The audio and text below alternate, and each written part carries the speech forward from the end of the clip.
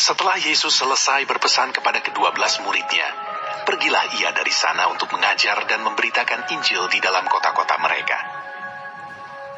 Di dalam penjara, Yohanes mendengar tentang pekerjaan Kristus, lalu menyuruh murid-muridnya bertanya kepadanya, "Engkaukah yang akan datang itu? Atau haruskah kami menantikan orang lain?" Yesus menjawab mereka, Pergilah dan katakanlah kepada Yohanes apa yang kamu dengar dan kamu lihat.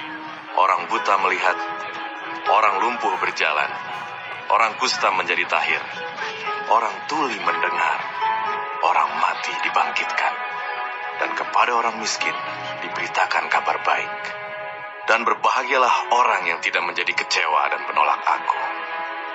Setelah murid-murid Yohanes pergi, mulailah Yesus berbicara kepada orang banyak itu tentang Yohanes.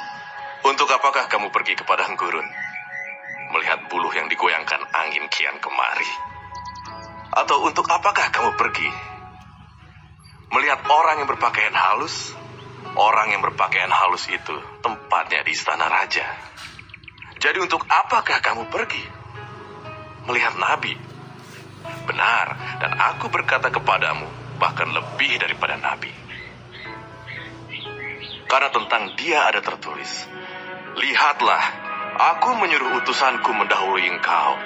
Ia akan mempersiapkan jalanmu di hadapanmu. Aku berkata kepadamu, sesungguhnya di antara mereka yang dilahirkan oleh perempuan tidak pernah tampil seorang yang lebih besar daripada Yohanes Pembaptis. Namun yang terkecil dalam kerajaan sorga lebih besar daripadanya. Sejak tampilnya Yohanes Pembaptis hingga sekarang, kerajaan sorga diserong, dan orang yang menyerongnya mencoba menguasainya. Sebab semua nabi dan kitab Taurat bernubuat hingga tampilnya Yohanes. Dan jika kamu mau menerimanya, ialah Elia yang akan datang itu. Siapa bertelinga, hendaklah ia mendengar. Dengan apakah akan kuumpamakan angkatan ini? Mereka itu seumpama anak-anak yang duduk di pasar dan berseru kepada teman-temannya, kami meniup seruling bagimu, tetapi kamu tidak menari. Kami menyanyikan kidung duka, tetapi kamu tidak berkabung. Karena Yohanes datang, ia tidak makan dan tidak minum, dan mereka berkata, ia kerasukan setan.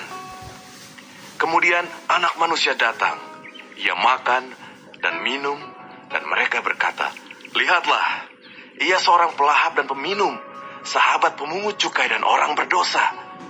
Tetapi hikmat Allah dibenarkan